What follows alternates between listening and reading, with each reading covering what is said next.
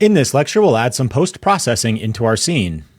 Before we do that, we should probably adjust our master timeline a bit and our player rig.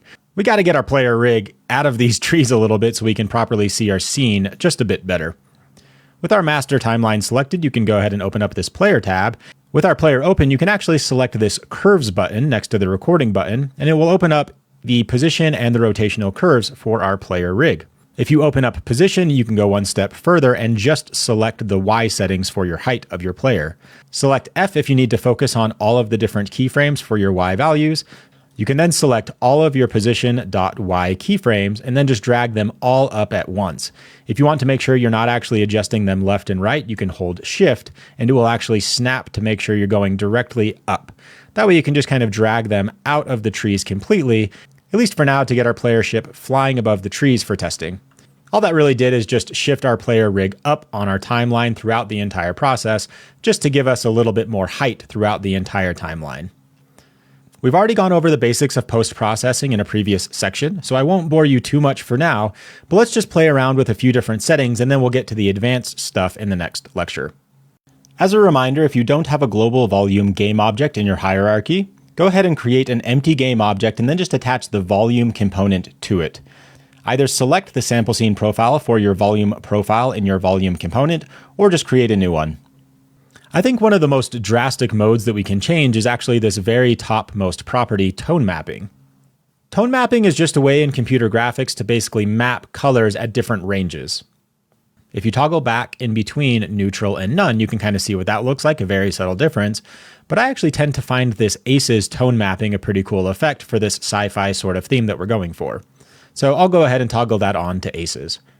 And scrolling down to everyone's favorite post-processing effect, bloom. We don't need to change much here, but I am going to actually ramp this up to something around there.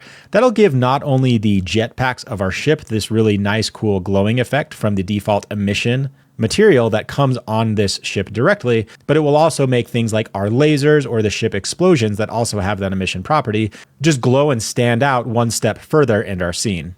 I'm going to also tick on this motion blur override.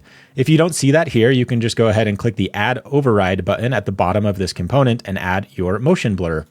And toggle this to camera and game objects. I'll keep my quality high, and this will just kind of give a really subtle motion blur effect to when we're moving around our player ship. It's probably extremely subtle in the recording. If you'd like to ramp that up in your own personal preferences, you can go ahead and do that. But I think that's a kind of cool, nice, subtle effect.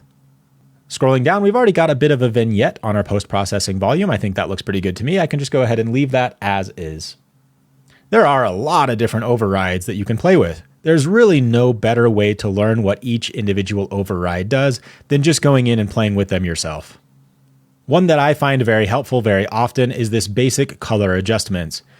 With just post-exposure toggled on, it's one way to just kind of increase or decrease the overall brightness, in other words, exposure in your scene view. That, in combination with both of your directional lights and your main level hierarchy, can achieve a nice different brightness effect depending on what sort of look you're going for. For now, I'll actually slide that back down to say something like 1.1, just to kind of give us just that little bit of extra brightness in our scene to make sure everything's not too dark. The last one that I want to add for now is chromatic aberration. With the intensity toggled on, I find it has a nice little stretching effect on the very edges of our screen.